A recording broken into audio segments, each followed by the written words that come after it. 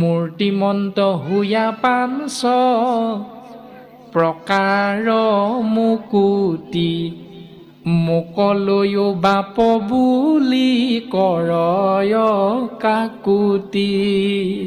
5 প্ৰকাৰ মুক্তি লাভ হয় এটি জীৱই যিজনে ঈশ্বৰৰ নাম আশ্ৰয় কৰে, যিজনে ভক্তি কৰে তেওঁ 5 প্ৰকাৰ সিদ্ধি লাভ হয়। শালুক্য, সাজুৰ্য, সাৰূপ্য, সামীপ্য আৰু নিৰ্বাণ বা মোক্ষ। আৰু মোক্ষ প্ৰাপ্তি কোনে কোনে দিব নোৱাৰে সিদ্ধান্ত দিছে। মই হৰ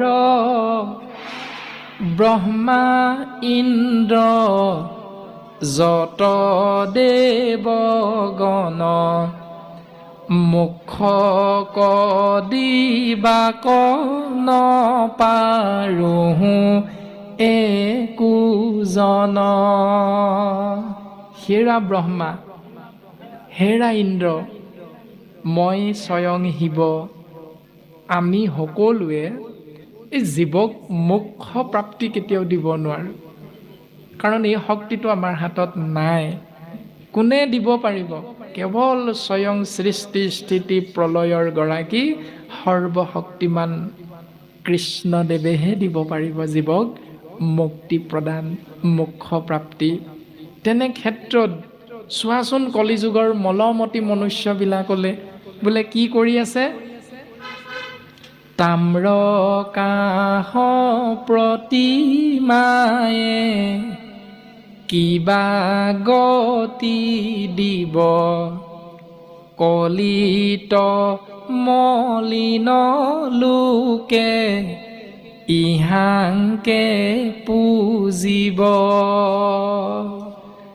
যিটো আমি স্বয়ং দেৱতাসকলে দিব নোৱাৰোঁ, মই শিৱ, তুমি ব্ৰহ্মা, ইন্দ্ৰ, বায়ু, বৰুণ, চন্দ্ৰ, সূৰ্য, অশ্বিনী কুমাৰ, যম আদিসকলে। তেনে ক্ষেত্ৰত কলিযুগৰ মনুষ্যই আমাৰেই এটা এটা মূৰ্তি সোণ, ৰূপ, তাম, কাঁহ, পিতল, মাটি, কাঠ, বাঁহ, খেৰ আদিৰে নিৰ্মাণ কৰি কৰি ধূপ ধূনা বন্তি জ্বলাই যদি সেৱা পূজা কৰি থাকে, সেই জীৱক আমাৰ মাটিৰ মূৰ্তিবিলাকে কি মোক্ষ দিব? কাৰণ সেইটো আমিয়ে দিব নোৱাৰোঁ স্বয়ং দেৱতাসকলে। চোৱাচোন কলিযুগৰ মলমতি মনুষ্যবিলাকৰ কৰ্ম। এজন খনিকৰে ভগৱন্তৰ চৰণত সেৱা নিবেদন কৰিছে। এজন খনিকৰ শিল্পী, হে প্ৰভু, তুমি বিশ্বশিল্পী খনিকৰ, বিশ্বকৰ্মা। ভগৱন্তৰ এটি নাম হ'ল বিশ্বকৰ্মা, কিয়নো তেওঁ মাটি, পানী, বায়ু, অগ্নি, আকাশ পঞ্চভূত তেওঁ সৃষ্টি কৰিছে। সেই তত্ত্বটোৰ নাম হ'ল ভগৱান। ভ মানে ভূমি অৰ্থাৎ মাটি, গ মানে গগন অৰ্থাৎ আকাশ, উ মানে বায়ু, আ মানে অগ্নি, ন মানে নীৰ অৰ্থাৎ পানী। এই পঞ্চতত্ত্ব যিজনৰ সৃষ্টি, সেই শক্তিটোৰ নাম হ'ল ভগৱান। আৰু সেই ভগৱানৰ অনন্ত কোটি নামৰ এটি নাম হ'ল বিশ্বকৰ্মা। তেওঁক পৃথিৱীৰ মনুষ্য নামৰ এজন খনিকৰে কৈছে যে প্ৰভু, তুমি বিশ্বশিল্পী খনিকৰ বিশ্বকৰ্মা, আৰু মই তোমাৰ দ্বাৰা সৃষ্টি এটি সাধাৰণ মনুষ্য খনিকৰ শিল্পী। তোমাৰ মোৰে বৃত্তিটো একেটাই। তুমি জীৱবিলাকক বনাইছা, তুমি খনিকৰ, আৰু মই বনাইছোঁ তোমাৰ মূৰ্তিবিলাক। বায়ু, বৰুণ, চন্দ্ৰ, সূৰ্য, ইন্দ্ৰ, অশ্বিনী কুমাৰ, যম, ব্ৰহ্মা, শিৱ, কৃষ্ণ আদি দেৱ দেৱতাসকলৰ মূৰ্তিবিলাক মই নিৰ্মাণ কৰিছোঁ, আৰু তুমি আমাৰ নিচিনা জীৱবিলাকক নিৰ্মাণ কৰি দিলা। তোমাৰ মোৰ বৃত্তিটো একেটাই, তুমিও খনিকৰ, ময়ো খনিকৰ, কিন্তু পাৰ্থক্য এটা আছে প্ৰভু। বোলে কি? তুমি যিবিলাক মানুহ নামৰ পুতলা নিৰ্মাণ কৰিলা, তুমি যিবিলাক মানুহ নামৰ পুতলা সৃজন কৰিলা, সেই মানুহ নামৰ পুতলাবিলাক ইমানেই অজ্ঞানী, মই বনাই দিয়া মাটিৰ মূৰ্তিবিলাককে ধূপ ধূনা জ্বলাই, চাকি বন্তি জ্বলাই তুমি বুলি ঈশ্বৰ বুলি সদায় সেৱা কৰি আছা। তোমাৰ মোৰ মাজত পাৰ্থক্য এইটো প্ৰভু।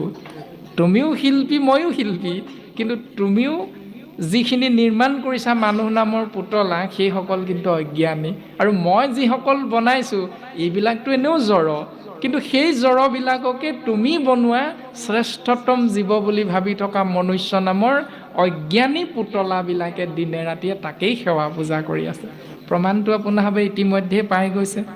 ভগৱানে জীৱক প্ৰাণ প্ৰতিষ্ঠা কৰি দিলেহে জীৱই মুখেৰে মাতিব পাৰে। আমি সকলোৱে এইটো জানো যে স্বয়ং ভগৱন্ত ইয়াত পৰমাত্মা ৰূপে সোমাব লাগিব।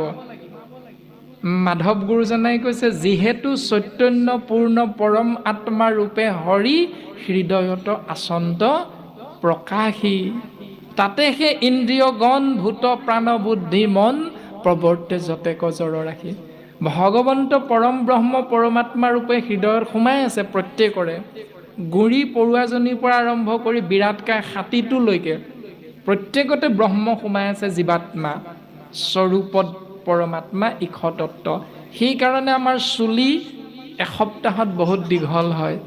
সেইকাৰণে আমাৰ আঙুলিত থকা নখ এসপ্তাহত কাটিব লগা হয়। এই শৰীৰটো এটি কেঁচুৱাৰ পৰা যৌৱনপ্ৰাপ্ত হৈ কিশোৰ কৈশোৰ যৌৱন বৃদ্ধ আদি 4টা অৱস্থা পাৰ কৰি আহিব লগা হয়। এনেধৰণে বাঢ়ি বাঢ়ি গৈ থাকে। কিন্তু যেই মুহূৰ্ততে পৰম ব্ৰহ্ম ইয়াৰ পৰা ওলাই যাব, নখ চুলি বাঢ়েনে? নাবাঢ়ে। তেনে ক্ষেত্ৰত ভগৱন্ত বস্তু ইয়াত সোমাই থাকিলেহে যেতিয়া আমাক চৈতন্য বুলি কৈছে, তেনে এক মানুহ নামৰ জীৱই পুতলা এটাৰ মাজত, মূৰ্তি এটাৰ মাজত প্ৰাণ প্ৰতিষ্ঠা কৰিব পৰা শক্তিটো আছে নেকি?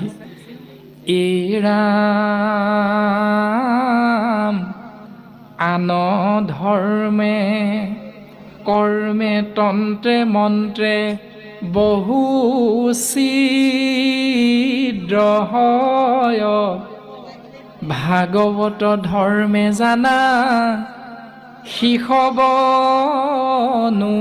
হয়।